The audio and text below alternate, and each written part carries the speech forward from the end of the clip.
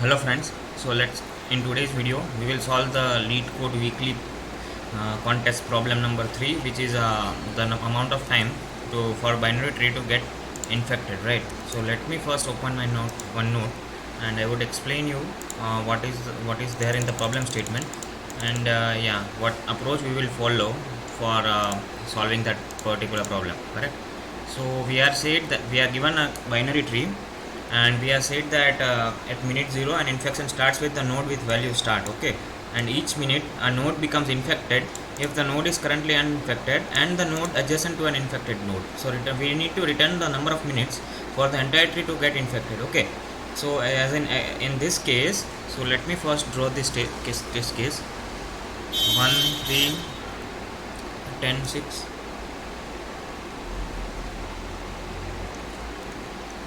5 4 2 9.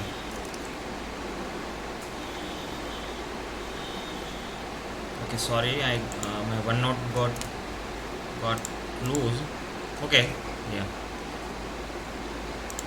yeah. So we are back here. 5 4 2 2 and 9. Okay, so this is a given tree, and we are given that 3 is infected first. So 3 will infect its parents and all its children, okay. So that is being said. So it is like a simple graph question wherein we can start from a node, and then at minute 0 3 gets infected, and in the further minutes are all of the adjacent nodes to it get infected. So 1 6 and 10, okay. So now 1 6 and 10 are infected, okay. Now 10 and 6 have no children left, so we would now infect 1 is infected, so it would infect 5. It would, okay, in the next minute now 5 is infected, it would infect 4, okay. And yeah, so 5 had 4 and 2 and 9, okay. Now 4 is infected, so it would infect its children 2 and 9, okay. So in 4 minutes we can see that our entire tree gets infected with the virus or anything like that, okay. Okay, so this is one case, okay. So what we can do, since we are given this tree in the form of a tree node, right? We are given tree node, a tree. I would say a binary tree is like structure, right? What if we could convert this entire tree into a graph-like structure, okay? So what I mean, we have 1 3 3 as a children, 4, let's say 5 6 and 7. Let's assume that it is like of this structure, okay. So what I can do, I can simply do a BFS traversal on this tree and convert into a I would say adjacency list data structure, adjacency list type of graph representation, okay. How can I do that? So I will do a simply BFS, breadth first search traversal on this tree, okay. Now I am at 1, okay. 1 has a children 5 and 3, so in my adjacency list 1 would be having 5 and 3 as a children. Now next, in my BFS traversal I would be having 5, so, and 5 has children, what children? 7 and 6, which are non-null, right? We need to check that we have not reached the leaf node, okay. Now in the next queue in BFS traversal, our next node would be 3, and I can have their children as 4 and 7, okay. Since we are given that all of the node values are unique, so let's assume it is 8, and 3 would be having 8, okay. 4 and 8. Now 7 and 6, 6 4 and 8 have no children, right? So they are leaf nodes, so we would not means it doesn't matter if we include them or not include them in our adjacency list data structure, okay. So once we have converted this into an adjacency list data structure using a simple BFS traversal, what we can do, we can start a DFS traversal from the start node. Let's say the node number 3 was initially infected, okay. So now if node 3 is infected, it would first infect its neighbors, right? It's adjacent, so it would impact its 3 would impact 4 and 8, okay.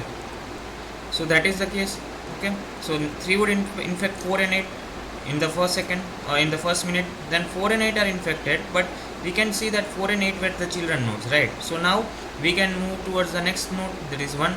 Let's infect 1. So 1 would infect 5 and 3, then 5 would infect 7 and 6, correct.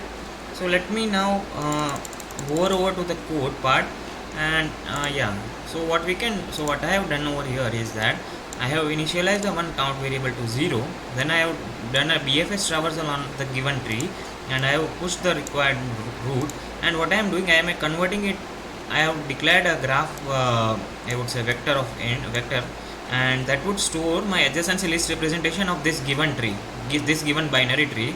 I am converting into that because it would be easy to traverse and to do DFS and BFS traversal on such a graph. Okay, so I have just simply converted into this adjacency list representation. Then I am keeping one variable, I would say vector, which would check if the current node is visited or not.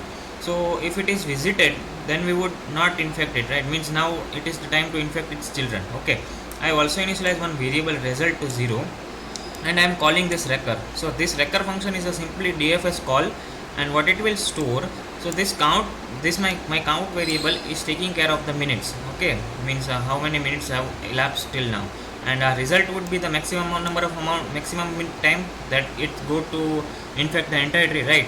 So initially I would mark my visited of the start node. So we are given a start node which is getting infected at first 0 minute 0. Okay, so I am passing start node is to be 0, the given node, and I am marking it as visited. Okay, then I am iterating over the start nodes adjacent elements, and if they are not visited or not infected, I mean, then we will simply call a recursion call, and now my count variable will increment it to 1.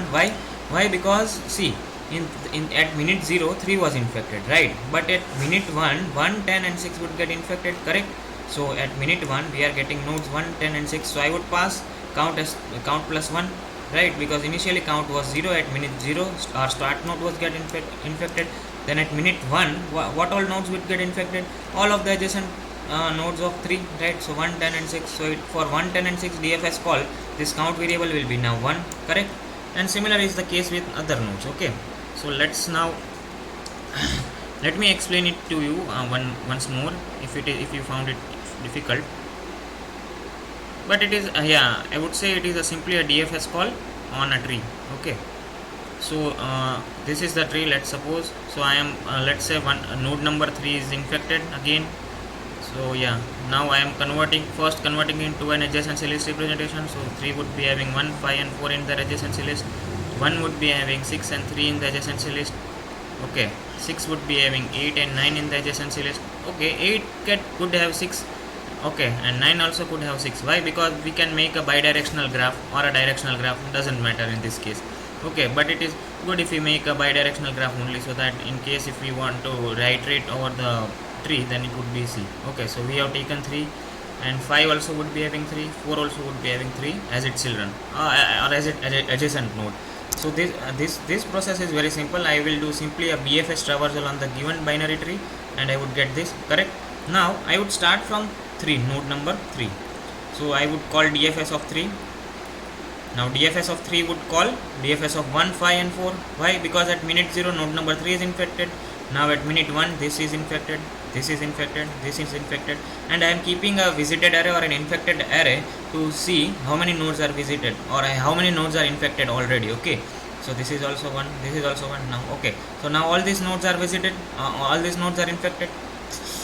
Okay, I don't know why the tree got erased. Yeah, so our tree was 1 3, let's assume it as of now.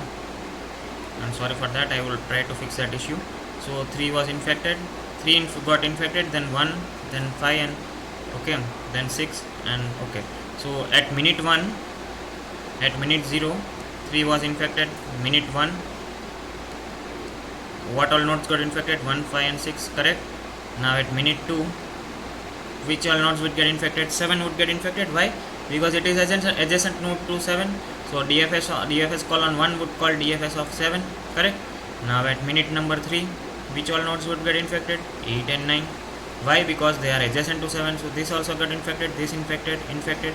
So my entire tree got infected in how many minutes? 3 minutes, correct? So this is the answer for this test case if the tree was like this. Okay, 1 3 5 6 and 7 9 and 8. Okay, so for this test case our answer would be 3. So yeah, it is very easy to understand. I would paste the code in the description below. If in case you have any doubts, then you can comment it down, or yeah, you can surely comment it down. Okay, and do like and subscribe the channel if you like the content and if you found it helpful. Okay, thank you.